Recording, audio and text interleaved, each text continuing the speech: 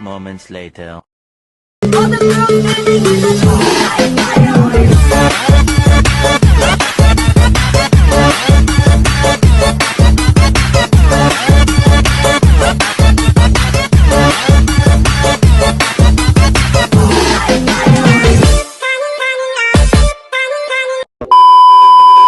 What you looking for? It's me. Guilty? It's a style.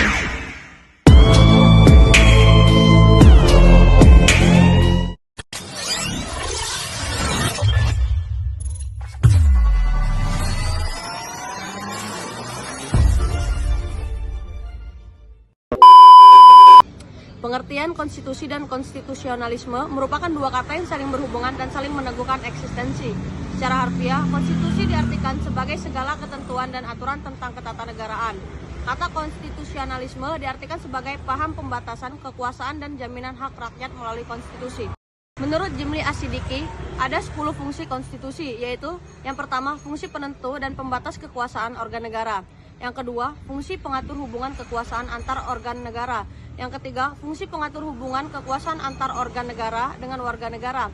Yang keempat, fungsi pemberi atau sumber legitimasi terhadap kekuasaan negara ataupun kegiatan penyelenggaraan kekuasaan negara. Bagian pokok dari konstitusi. Pertama, ada fungsi penyalur atau pengalih kewenangan dari sumber kekuasaan yang asli kepada organ negara. Kedua, fungsi simbolik sebagai pemersatu. Ketiga, fungsi simbolik sebagai rujukan identitas dan keagungan kebangsaan. Yang keempat, fungsi simbolik sebagai pusat upacara atau seremoni. Yang kelima, fungsi sebagai sarana pengendalian masyarakat, baik dalam arti sempit, hanya di bidang politik maupun dalam arti luas, mencakup bidang sosial dan ekonomi. Lalu yang terakhir, fungsi sebagai sarana perekayasaan dan pembaruan masyarakat, baik dalam arti sempit maupun dalam arti luas. Secara umum, terbentuknya konstitusi berhubungan dengan teori terbentuknya negara. Berbagai teori terbentuknya negara seperti teori teokrasi, teori kekuasaan, teori perjanjian masyarakat, atau teori lain, pada dasarnya berpengaruh terhadap bagaimana konstitusi disusun. Manfred Noack mengemukakan ada dua bagian pokok konstitusi, yaitu bagian formil dan bagian material. Bagian formil yaitu aturan yang berhubung dengan badan-badan tertinggi dalam negara, prosedur dan penetapan badan-badan tersebut, dan prinsip-prinsip struktural pokok dari negara. Lalu kemudian ada bagian material, yaitu meletakkan nilai-nilai, maksud dan tujuan yang hendak dicapai negara, demokrasi, keadilan sosial, tata pemerintahan yang baik, perlindungan lingkungan, dan hak-hak dasar manusia atau warga negara.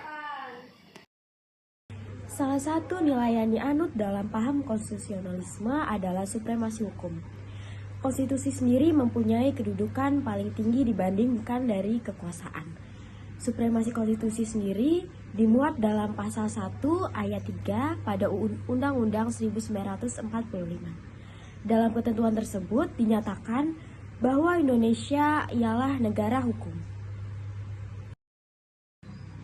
Pemberlakuan paham konstitusionalisme dalam Undang-Undang 1945 antara lain dipandang dan perlu mengadopsi yang pertama, sistem separation of power atau distribution of power yang disertai check and balances. Yang kedua, sistem kekuasaan peradilan yang merdeka, mandiri, yang lebih mengutamakan memberdayakan peradilan pada bidang administrasi. Yang ketiga, pengakuan hak-hak sipil dan politik warga yang lebih memfokuskan pada pemilihan umum dan pemilu kada. Yang keempat, pembatasan pada masa-masa jabatan publik di dalam negara itu sendiri. Yang terakhir, ada memberikan kewenangan kepada pengaduan konstitusional atau constitutional complaint bagi Mahkamah Konstitusi. Selanjutnya ada tujuan-tujuan dari konstitusi. Yang pertama, membatasi tindakan sewenang-wenang yang menjamin hak-hak rakyat dan menetapkan pelaksanaan kekuasaan yang berdaulat menurut C.F. Strong. Yang kedua, menurut Jimmy Asidik, konstitusi sebagai hukum tertinggi yang memiliki tujuan berkeadilan, ketertiban, perwujudan ideal seperti kemerdekaan atau kebebasan dan kesejahteraan serta kemakmuran bersama. Nilai-nilai konstitusi ada 3, yaitu yang pertama nilai normatif. Suatu konstitusi berlaku dalam negara dan normanya dilaksanakan. Kedua, nilai nominal. Suatu konstitusi dalam negara ada pasal sebagai norma yang belum dilaksanakan. Yang ketiga, yaitu nilai semantik, hanya sebagai lip service, jargon, dan pemanis sebagai pembenaran fakta.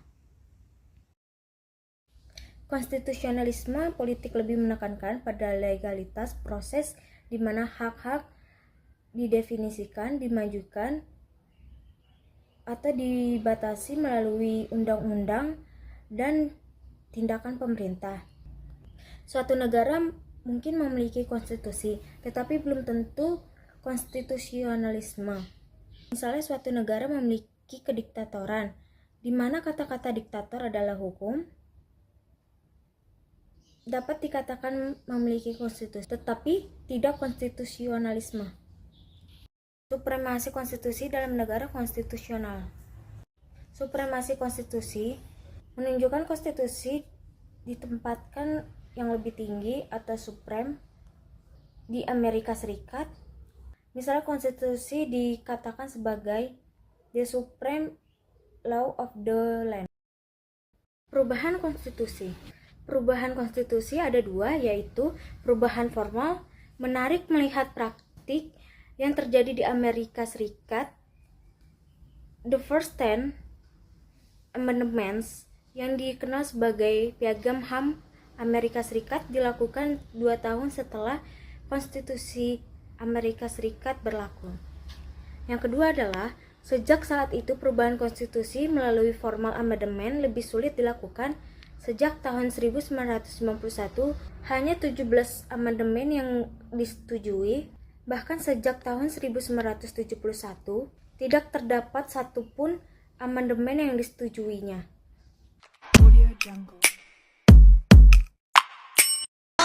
Anton